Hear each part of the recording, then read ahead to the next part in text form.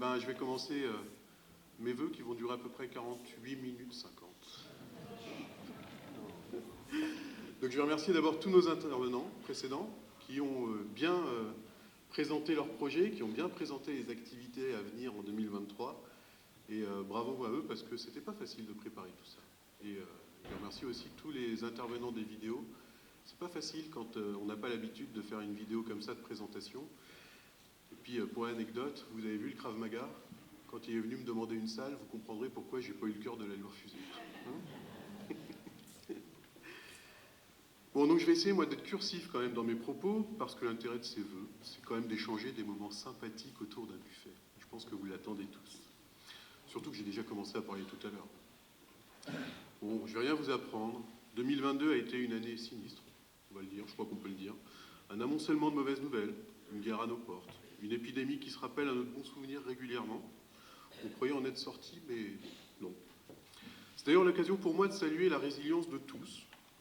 De tous, nous tous. Je crois qu'on fait preuve d'assez de résilience depuis un peu plus de 2 ans. Parce qu'on dit toujours que le français rechigne, mais avec tout ce que je vois et avec tous les efforts qu'on fait, je crois qu'on arrive toujours à s'en sortir. Mais pour notre commune, tout n'a pas été aussi noir en 2022 et la ville a évolué dans une direction qui, ma foi, est assez conforme à celle que nous avions pensée en 2020 et 2021 aussi. L'animation dans notre ville n'a pas à rougir, elle s'est nettement fortifiée. La fête de la nature, dans sa 2e édition, a été une réussite à tout point de vue. C'est une fête qui commence à rayonner bien au-delà de nos frontières communales. J'en suis très heureux, et j'en profite d'ailleurs pour remercier Christophe, que vous avez vu tout à l'heure, et son groupe de travail qui œuvre pour que cette fête soit une réussite. On me parle d'ailleurs encore aujourd'hui de la belle animation avec les rapaces, au cours de laquelle les jeunes et les moins jeunes ont pu caresser les rapaces et les lancer eux-mêmes. Très très belle animation. Enfin, quand je dis lancer, c'est les faire voler, bien évidemment. Nous avons eu également un très beau carnaval qui, en plus d'avoir bénéficié d'un temps magnifique, a rencontré un franc succès avec plus de 900 participants. Moi, j'ai été extrêmement touché par les nombreux témoignages de personnes qui me disaient combien ils attendaient le retour de cet événement depuis des années. D'ailleurs, parler du carnaval me donne l'occasion de remercier chaleureusement le comité des fêtes qui fait preuve d'un investissement infini pour que les événements soient une réussite. Merci. Anne-Sophie Damour, présidente fraîchement élue du comité des fêtes, que j'ai vue quelque part, lève la main. Ouais, ça dit, je vais. Anne-Sophie Damour, donc présidente du comité des fêtes fraîchement élue. Je te transmets bien mes remerciements et je te demande de les transmettre également à tes bénévoles. Bon, je ne vais pas m'étaler plus sur les événements parce qu'il y en a quand même pas mal, il y en a beaucoup. La fête de la musique, la fête de la vie associative, en route vers les Jeux, que nous aurons en 2023. Mais vous pouvez continuer sur nous pour que l'animation de notre ville continue de se développer et continue de faire le bonheur des grands et des petits, y compris des habitants des villes environnantes, comme mon filleul Raphaël, qui est dans la salle d'ailleurs, qui vient à tous les événements. Salut Raphaël. Ces événements sont importants, ils participent à l'âme de notre ville, et vous savez l'importance que j'y accorde. C'est ce qui fait notre vie et la valeur des Essarts. Et c'est d'ailleurs ce qui a probablement contribué à ce que notre ville se classe, pour la première fois, dans le top 15 des villes d'Île-de-France dans lesquelles il fait le mieux vivre. Ça, c'est une vraie fierté.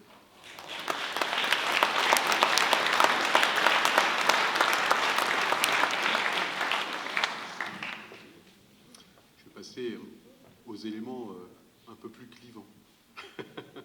L'entretien de notre ville est important également. Et là encore, nous n'avons pas économisé nos moyens pour améliorer peu à peu cet entretien. J'avais promis dans mes vœux de l'an dernier que 2022 verrait le démarrage de la réfection totale de la rue du Four à Briques. Les travaux ont démarré. Que les arrêts de bus de la ligne 12 seraient également créés de manière sécurisée. C'est chose faite, et aujourd'hui les utilisateurs de cette ligne peuvent attendre leur bus à l'abri et en toute sécurité. Ça fait des années qu'ils l'attendaient. C'est fait depuis quelques semaines. Nous avons également amélioré notre éclairage public et avons amélioré notre réactivité pour la réactivation en cas de panne. Bien sûr, des pannes, il y en a encore. Mais lorsque vous appelez les services techniques, ils interviennent hyper rapidement. Ça, je crois qu'on peut le dire. Et comme l'an dernier d'ailleurs, j'en profite pour vous rappeler que les meilleurs informateurs en cas de dysfonctionnement, c'est vous. À chaque fois que vous voyez une panne, ou que vous constatez une panne, n'hésitez pas à appeler les services techniques pour qu'ils puissent intervenir directement ou faire intervenir nos prestataires. N'hésitez surtout pas à le faire.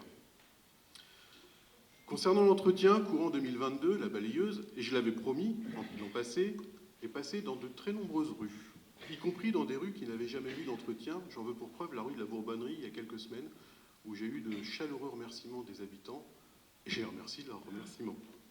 On continuera tous ces efforts. Je suis aussi heureux de vous annoncer que nous venons enfin d'obtenir l'autorisation pour la réfection de notre librairie de centre-ville. Ouais, j'ai poussé le même cri de soulagement que vous. Et en 2023, nous aurons donc une nouvelle librairie avec un nouveau libraire et les passionnés de lecture seront comblés.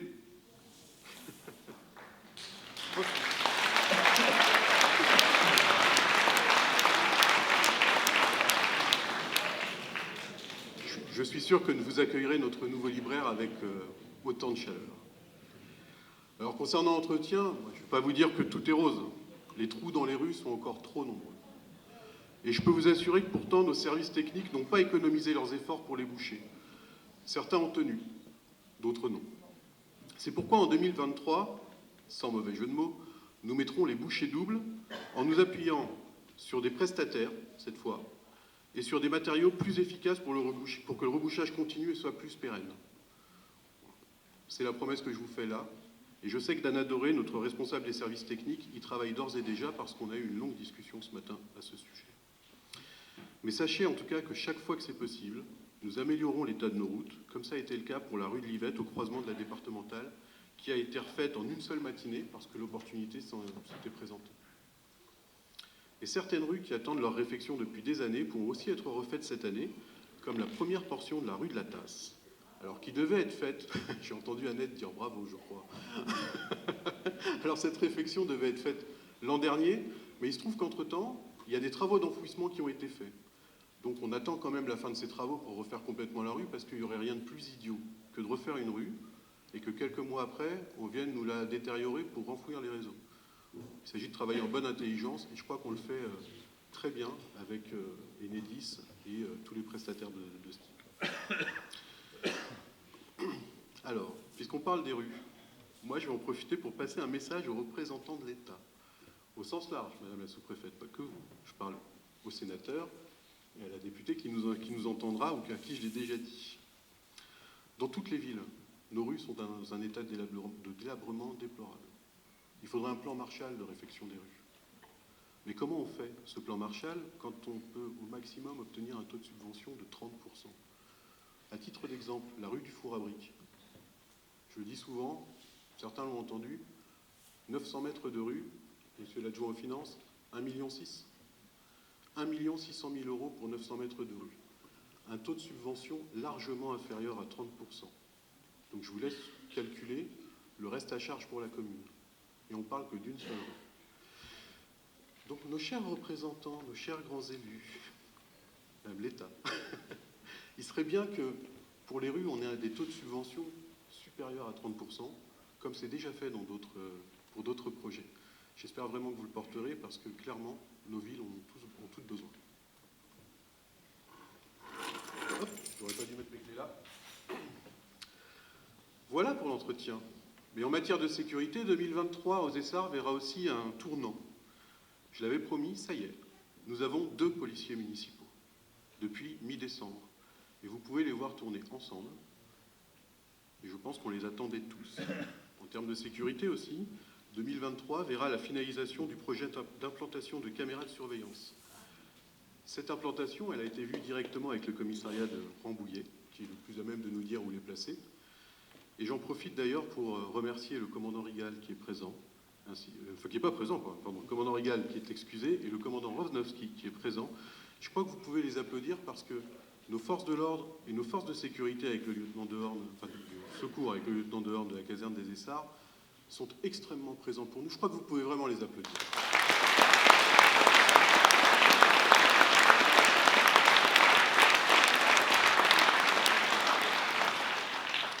Et j'aimerais remercier, je crois qu'il n'est pas présent, mais en tout cas, le directeur général d'Yvelines Fibre aussi, qui nous aide énormément en termes de raccordement de caméras de surveillance, et qui nous a aussi beaucoup aidé pour que la ville soit raccordée à la fibre en un temps record. Alors je crois qu'il n'a pas pu venir ce soir, mais je crois que vous pouvez même l'applaudir en son absence. Parce que c'est grâce à lui.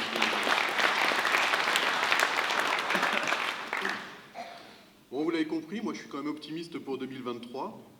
Pourtant, j'oublie pas la crise qui se profile. La hausse des matières premières, de l'électricité, du gaz, qui touche tous les citoyens, mais aussi les communes. Je ne sais pas encore l'impact que tout ça aura sur notre budget, mais je compte bien sur le soutien de la communauté d'agglomération, du département, de la région et de l'État pour nous aider à traverser cette crise.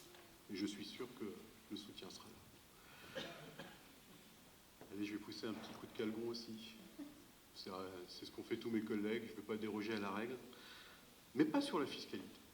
Pas sur la fiscalité. Moi, mon coup de calgon, il est sur les profiteurs de crise et les profiteurs de guerre. Parce que toutes ces augmentations, toutes ces inflations, certains en profitent. On voudrait nous faire croire, pour certains, que tout est produit en Ukraine. C'est pas vrai. Il y en a certains qui, par opportunisme, savent profiter de ces moments-là. Et là, c'est un appel à l'État. Et je suis sûr que vous le ferez, mais j'espère que tous ces profiteurs de guerre et ces profiteurs de crise seront rattrapés et qu'ils seront sévèrement punis pour qu'ils comprennent qu'on ne se laisse pas faire. Vraiment.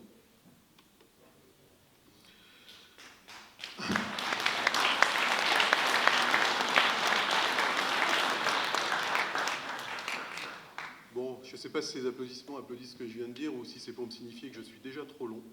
Je l'ai compris. Donc, je vais conclure. Mais avant, j'aimerais, moi, faire une salve de remerciements, vous l'aurez compris. D'abord à toutes les associations des Essarts-le-Roi. Je leur dis, vous êtes un des poumons de notre ville, et sans vous, rien ne serait possible. Merci infiniment.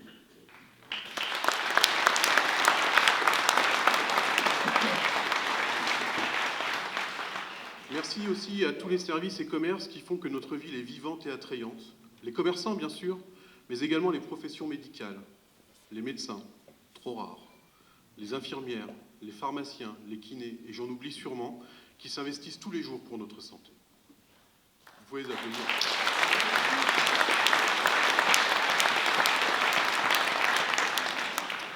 Merci aux agents municipaux qui œuvrent tous les jours à leur mission et qui font que nos projets sont possibles. Et je fais un clin d'œil particulier à Josette Gomila, notre directrice générale des services, qui œuvre tout ça de main de maître. Bravo Josette.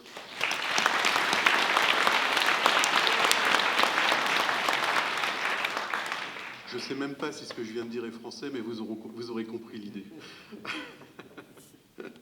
Et j'associe à ces remerciements, même si ce ne sont pas des agents municipaux, les directrices d'école, les professeurs et les encadrants qui s'occupent si bien de nos enfants.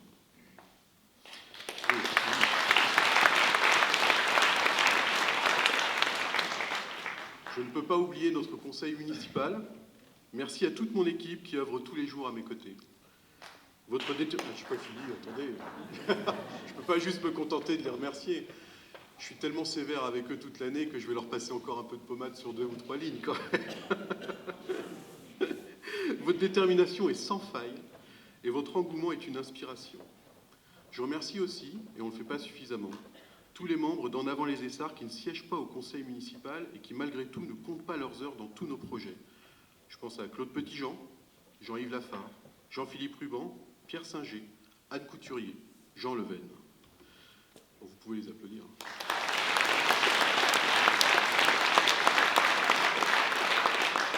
Bien sûr, dans les membres du conseil municipal, vous l'avez compris, j'associe le conseil municipal des enfants. Adrien a dit tout à l'heure que le rôle du maire, c'est pas forcément du maire enfant, c'est pas d'être forcément meilleur que le maire. Bon bah tu viens de le faire mentir, je crois que tout le monde a compris que tu es bien meilleur que moi. Bravo Paul.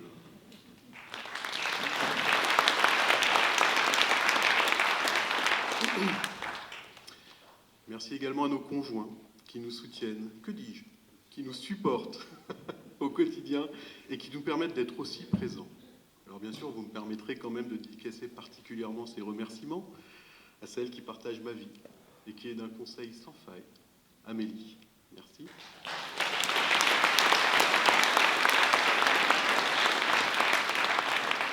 Et j'oublie pas mes enfants qui acceptent tous les jours de partager leur papa avec la population des Essarts.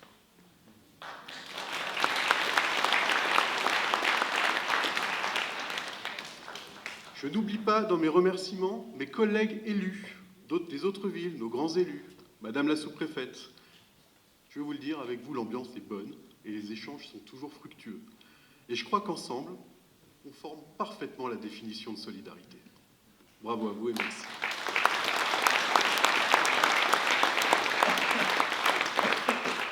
Et enfin, merci à la population des Essarts-le-Roi et à sa bienveillance, enfin dans la majorité des cas.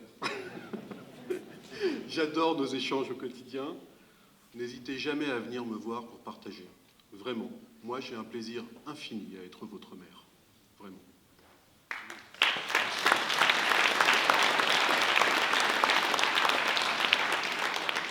Chose promise, chose due. Je termine là mon long discours et il ne me reste plus qu'à vous souhaiter une merveilleuse année 2023. Qu'elle soit l'année de tous les espoirs et qu'elle vous apporte, dans cet ordre, santé, bonheur et prospérité.